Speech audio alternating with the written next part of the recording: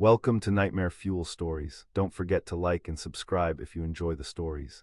Number the Grand Exchange, I needed a job. That was the beginning and end of it. 6 months unemployed after the factory closed, and my savings had dwindled to nothing. My landlord's patience was wearing thin, and the stack of past due notices had become my most reliable mail. When I saw the security guard position advertised in the local paper, midnight to 8 a.m. at the Grand Exchange Mall, I didn't hesitate. The pay was surprisingly good for a night watchman gig, too good maybe. But desperation has a way of silencing doubt. You're the first applicant we've had in months, the property manager, Mr. Voss, told me during our meeting. He was a thin man with watery eyes that never quite met mine. The last 3 guards didn't work out. I nodded as if this made perfect sense. High turnover is common in security work. Yes, turnover. His smile was brittle. The Grand Exchange is a special property. Built in 1983, closed officially in 2008, but, well, you'll see. Your job is simple: patrol the premises, make sure no one breaks in, and most importantly, don't interfere with the night business.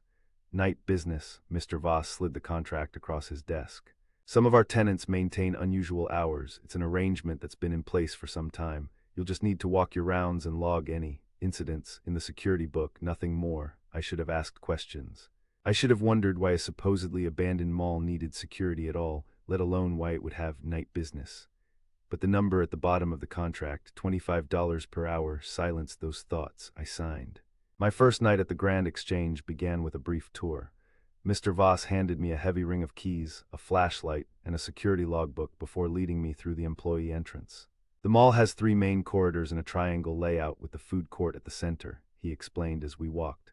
Your office is near the north entrance. Complete a full circuit every 2 hours, record anything unusual, and don't enter any stores unless absolutely necessary. The Grand Exchange was exactly what you'd expect of a mall that had been closed for 15 years, or so I thought at first glance. The skylights were grimy, filtering the moonlight into dusty beams that spotted the faded tile floors. Decorative fountains stood dry, and plastic plants had collected a decade's worth of dust. But as we walked deeper, I noticed inconsistencies. While some storefronts were indeed abandoned, windows papered over, security gates permanently drawn, others appeared, maintained, not thriving certainly, but not dead either. This doesn't look completely abandoned, I observed. Mr. Voss's pace quickened. As I mentioned, some lease agreements remain in effect. The mall's official closure was more of a public relations decision. We passed a storefront called Timeless Treasures with clean display windows featuring antique clocks and jewelry. Next door, a bookstore called Final Chapter had lights on inside, though I couldn't see anyone behind the counter. Are these places actually open for business, in a manner of speaking? Mr. Voss checked his watch. It's nearly midnight. I should be going. Remember your rounds, log everything, and most importantly, he fixed me with those watery eyes, suddenly intense. Don't interfere with the transactions. Before I could ask what he meant, he was walking away, his footsteps echoing in the empty corridor. Wait, what transactions? I called after him. He didn't turn around, just raised a hand in farewell. You'll see, just observe, don't interfere. I stood alone in the dim corridor, keys heavy in my hand, wondering what I'd got myself into. My security office was little more than a closet with a desk, a bank of ancient CCTV monitors, most of which were dead, and a coffee maker that looked older than me. The chair creaked ominously when I sat, and the overhead light flickered with a persistent buzz. The logbook Mr. Voss had given me was thick, bound in cracked leather. Opening it, I found entries dating back years, some in neat handwriting, others scrawled desperately, and a few that trailed off mid-sentence. The most recent entry was from 3 months ago. March 15, 12:45 a.m., music from shuttered record store again, no visible source. 2:30 a.m., woman at food court, appeared elderly from behind. Face not visible, disappeared when approached. 4:15 a.m., transaction at Timeless Treasures, customer left with package, appeared distressed, store clerk counting, something, not money. 5:50 a.m., they're in the walls now. Can hear them whispering, think they know my name. The entry ended there. I flipped through previous pages, finding similar reports, mysterious customers, unexplained sounds, and an increasing paranoia in the writing. The guard before that lasted 2 weeks, the one before 5 days. I closed the book, telling myself these were just bored security guards letting their imaginations run wild in the empty mall. Ghost stories to pass the time. Nothing more. The clock read 12:15 a.m., time for my first patrol. The mall was silent as I walked the north corridor, flashlight beams sweeping across shuttered storefronts. My footsteps echoed off the high ceiling, creating the unsettling impression that someone was walking just behind me. Most stores were exactly what you'd expect in an abandoned mall, empty display windows, faded signage, security gates pulled down and locked. But every fourth or fifth storefront showed signs of maintenance. Clean windows, dim lights inside, merchandise arranged as if waiting for customers. At Timeless Treasures, I paused. Through the glass, I could see antique clocks of every description lining the walls. Each showed a different time, their ticking audible even through the window, and a rhythmic chorus that made my skin crawl. Behind the counter stood a tall, thin man in an outdated suit, arranging pocket watches in a display case. He moved with strange, jerky motions, as if being operated by invisible strings. When he looked up and saw me watching, his face split into a smile too wide for human muscles to achieve. I stepped back involuntarily. He raised one hand in greeting, fingers unnaturally long, and beckoned me inside. I shook my head and continued walking. The food court was next, a vast open space with tables arranged in concentric circles around a central fountain. The restaurants lining the perimeter were dark, their metal grills pulled down, except for one. Sweet Eternity, an ice cream parlor with its lights on low. Behind the counter, a woman in a pink uniform stood motionless, staring at nothing. Her hair was styled in a 1950s bouffant, her makeup perfect but somehow wrong, like a doll's face painted by someone who'd only seen humans in photographs. As I watched, a customer approached the counter, a teenager in modern clothes, looking half asleep. Where had he come from? I hadn't seen anyone enter the mall. The woman behind the counter moved then, her motions as jerky as the clockmaker's had been. She scooped ice cream into a waffle cone, handed it to the boy, and in exchange he gave her something, not money. It looked like he whispered something to her, and she nodded, satisfied. The boy turned away, licking his ice cream, and for a moment our eyes met across the food court. His pupils were dilated fully, black, consuming the iris entirely. He smiled at me, revealing teeth that seemed too numerous, too sharp. I blinked and he was gone. The woman behind the counter was staring at me now. I hurried on. By 2 a.m., I'd completed my first circuit of the mall and returned to the security office to log what I'd seen. My hand trembled as I wrote, 12:30 a.m., clerk at Timeless Treasures beckoned me inside, did not enter. 1:15 a.m., customer at Sweet Eternity ice cream parlor, teenager, appeared and disappeared without using visible entrance/exit, possible trespasser. I hesitated, then added. Both clerk and customer displayed unusual physical characteristics, possible costume/makeup, that had to be it, some weird themed event or role-playing game happening after hours. Maybe the night business was just some elaborate LARP that the property management tolerated to keep some income flowing. The radio on my desk crackled suddenly, making me jump. A voice came through, distorted by static. Security check, confirm status. I picked up the handset. This is Hanson, all clear at customer at final chapter requires assistance. The voice interrupted. Please attend. Who is this, Mr. Voss? Only static answered. I checked the CCTV monitors, but the one that should have shown the bookstore was dead, displaying only snow. With a sigh, I grabbed my flashlight and headed back out. Final chapter was located in the east corridor, its windows glowing with warm light that somehow failed to dispel the surrounding darkness. Through the glass, I could see floor-to-ceiling bookshelves and comfortable reading chairs, but no customers or staff. The door was unlocked. Against my better judgment, I entered. The smell hit me first, old paper and leather, but underneath, something sweet and metallic. Blood, no, something else. The store seemed larger inside than should have been possible, the bookshelves extending far beyond the mall's physical constraints. Hello, I called. Security, anyone here? A rustling sound came from deeper in the store. I followed it, passing shelf after shelf of ancient-looking tomes, their spines embossed with titles in languages I couldn't identify. Some seemed to shift when viewed from the corner of my eye. At the back of the store, I found a reading area with several armchairs arranged around a cold fireplace. In one chair sat an elderly woman, a massive book open on her lap. She didn't look up as I approached. Ma'am. The mall is closed to the public. I'll need to escort you out. She turned a page. The mall is never closed to those with business here. Her voice was surprisingly young, at odds with her wrinkled face and silver hair. I've paid for my time. Paid who? The librarian, of course. She looked up then, and I saw that her eyes were milky white without pupil or iris. As you will pay in time. I stepped back. I'm just doing my job, ma'am. As am I. She returned to her book. We are all just doing our jobs, Mr. Hanson. I hadn't told her my name. How did you? The librarian will be with you shortly, she interrupted. He's very interested in new employees, so few last more than a night or two. From somewhere deeper in the store came the sound of shuffling footsteps, heavy, dragging. I should get back to my rounds, I said, backing away. The old woman smiled, revealing teeth that were filed to points. Run along then, Mr. Hanson, but you can't complete your patrol without checking every store. It's in your contract. Page 3, paragraph 4. I turned and hurried back toward the entrance, the bookshelves now seeming to shift and rearrange themselves around me. Twice I found myself in dead ends where there should have been clear paths. The shuffling footsteps grew closer. When I finally burst out of the store, I was in a different corridor than the one I'd entered from. The south corridor, according to the directory. Somehow I'd crossed through the entire mall while inside the bookstore. I leaned against the wall, heart pounding. What the hell was happening in this place? Back in the security office, I searched the contract Mr. Voss had given me.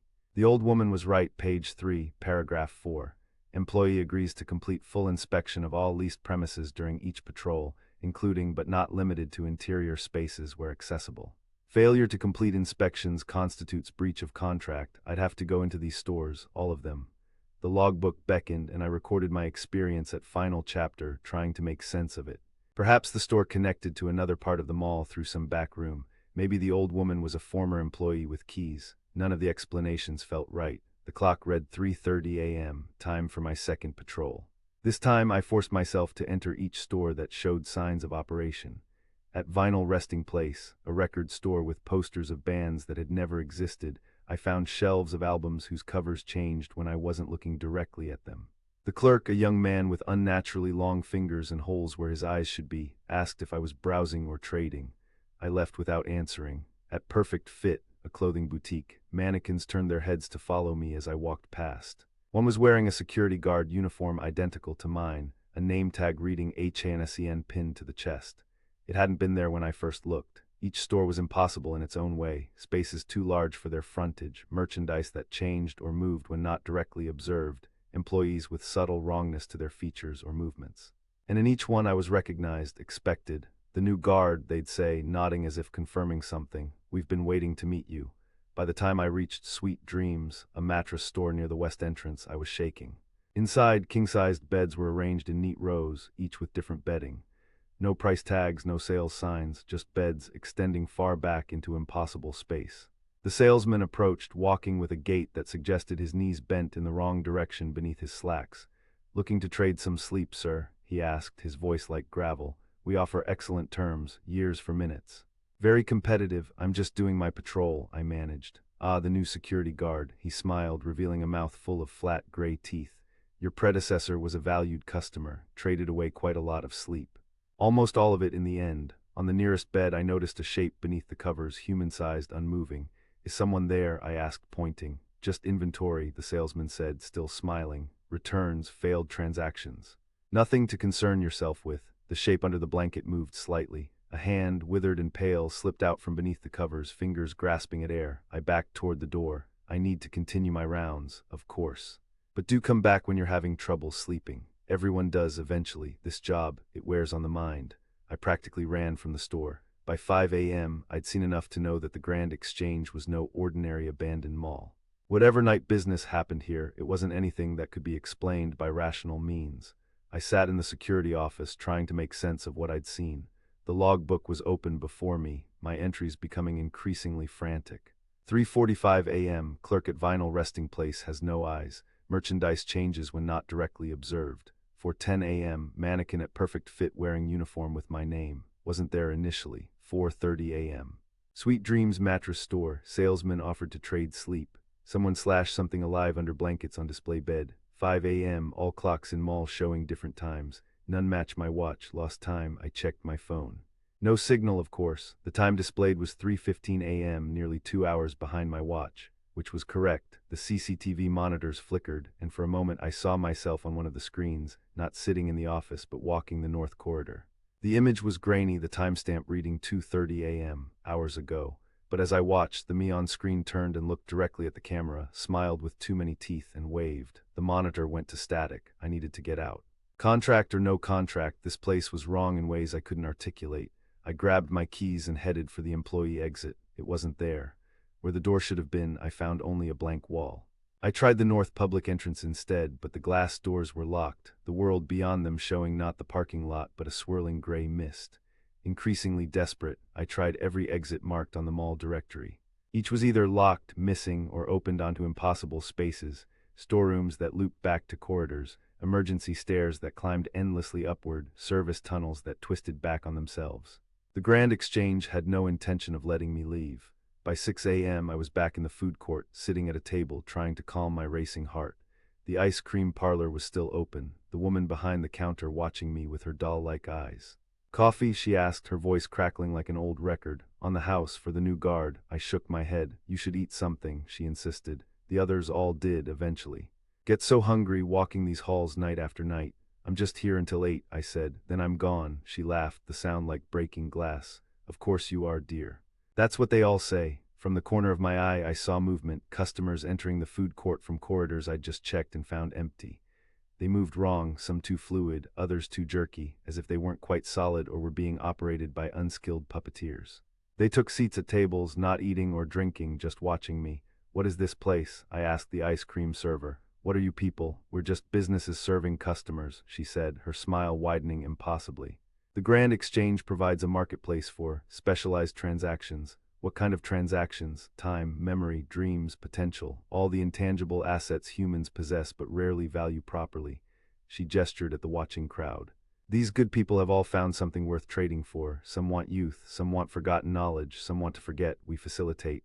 "And what do you get out of it?" Her smile vanished. "Sustenance." One of the customers stood, the teenage boy I'd seen earlier, still holding his ice cream cone, though it wasn't melting despite the hours that had passed. "You should try some," he said, approaching my table. "It tastes like everything you've ever wanted." Up close, I could see that his eyes weren't just dilated, they were empty black holes that seemed to recede forever. His skin had a waxy quality, and when he smiled, his face cracked slightly along the cheekbones. "What did you trade for it?" I asked. "Just a few memories," he shrugged. "Ones I didn't need, my first kiss, my mother's face, the sound of my name, small prices." I stood. "I need to finish my patrol." The boy grabbed my wrist, his touch cold and dry. "You're one of us now. You signed the contract. Page 7, paragraph 2. I pulled away. "I'm just the night watchman. That's how it starts," the ice cream server said. "But soon you'll want something. Everyone does, and we'll be happy to trade." I left the food court at a near run, the sensation of the boy's cold fingers lingering on my skin. Back in the security office, I tore through the contract, finding page 7, paragraph 2.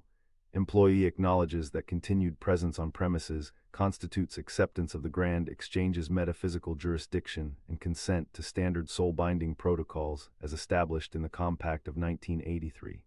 Soul-binding protocols. I'd signed away more than my time. The radio crackled. "Final round, Mr. Hanson. Don't forget timeless treasures. The proprietor is waiting." I threw the radio against the wall, but it didn't break, just continued to emit static that sounded almost like laughter. The clock read 7:15 a.m. Less than an hour until my shift ended, if it would end. If there was anything beyond this mall anymore, I had to try. One final patrol, then I'd find a way out, contract be damned.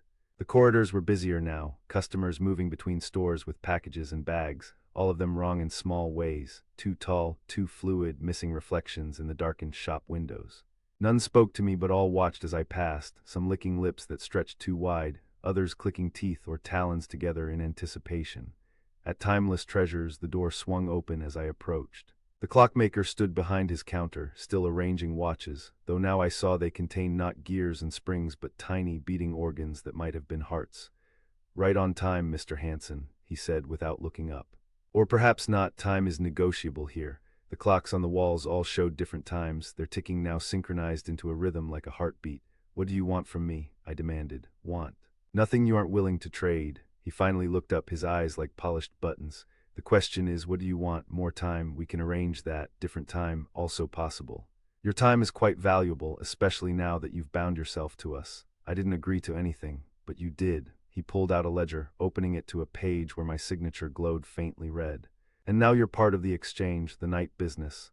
"I just needed a job," I whispered, "and now you have one for as long as you're useful." He checked a pocket watch. "It's nearly 8. Your shift is ending. Or it would be if time moved normally here." "What does that mean?" He smiled his too wide smile. "It means, Mr. Hanson, that your first night might last quite a while." The previous guard's first night lasted, subjectively about 3 years, I believe, until he agreed to his first trade. My heart sank. And what did he trade? His way home. A small price, he thought. He didn't use it often anyway. The clockmaker shrugged. "He's still here, in a manner of speaking, part of the inventory now." I thought of the shape under the blankets at Sweet Dreams, the mannequin wearing my uniform. The logbook entries that trailed off. "I'm leaving," I said, backing toward the door. "My shift ends at 8. does it? The clockmaker pointed at the wall of clocks, according to which clock, each now showed 7:59, frozen, second hands twitching but never advancing. Time is our specialty, Mr. Hanson, and I'm afraid you have all the time in the world now, unless you'd like to trade some of it away. I ran. The mall had changed again, corridors stretching impossibly, storefronts shifting positions. I passed the same fountain 3 times despite taking different turns. The exits remained unreachable or opened onto empty rooms or endless hallways. Customers and clerks watched from storefronts, their faces increasingly inhuman as my panic grew. Some called out offers: trade your fear for confidence, exchange those troublesome memories for peaceful ones, swap some years for a way out, very reasonable rates. The clock on my watch was stuck at 7:59, the second hand twitching back and forth over the same second. My phone was dead, the skylights showed neither day nor night, just swirling gray mist. Eventually, exhausted, I found myself back at the security office. The logbook was open, entries continuing past my own in my handwriting, descriptions of patrols I hadn't yet made, experiences I hadn't yet had, spanning days, weeks, months. The final entry read: I've been here forever. The contract never ends. The night business continues. I finally understand what they want. It's not just time or memories or dreams, it's desperation. Desperation leads to trades. Trades lead to sustenance. I'm so tired. Today I'm going to Sweet Dreams. They've offered me rest, just a small trade, just my way home. I don't need it anymore. There's nowhere to go. The grand exchange is all there is. The handwriting was mine, the despair was mine, the future was mine, unless I could find another way. I sat at the desk, watching the CCTV monitors flicker between static and impossible images, myself walking corridors I'd never visited, entering stores I'd avoided, speaking with clerks whose faces grew less human with each viewing. The radio crackled once more: ready to make a deal, Mr. Hanson. Everyone does eventually. I picked up the logbook and hurled it against the wall. It fell open to a blank page, and before my eyes, words began to appear in my handwriting. I found another way. There's always a loophole in contracts like these. Page 12, paragraph 9, transference of obligation permitted with management approval. I grabbed the contract, flipping to page 12. There it was, a clause allowing me to transfer my contract to another party with Mr. Voss's approval. All I needed was a replacement. The radio spoke again: we'll be placing an ad in tomorrow's paper. Night security needed. Excellent pay, someone will come, someone desperate, someone like you were.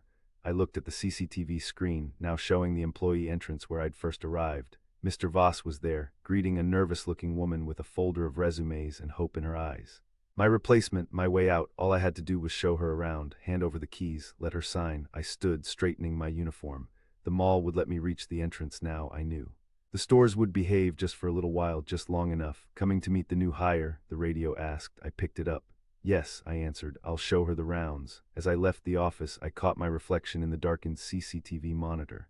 My eyes were different now, darker, emptier, my smile too wide, my movements not quite right, just another employee of the Grand Exchange, just another part of the night business. And soon I wouldn't be the newest. The end.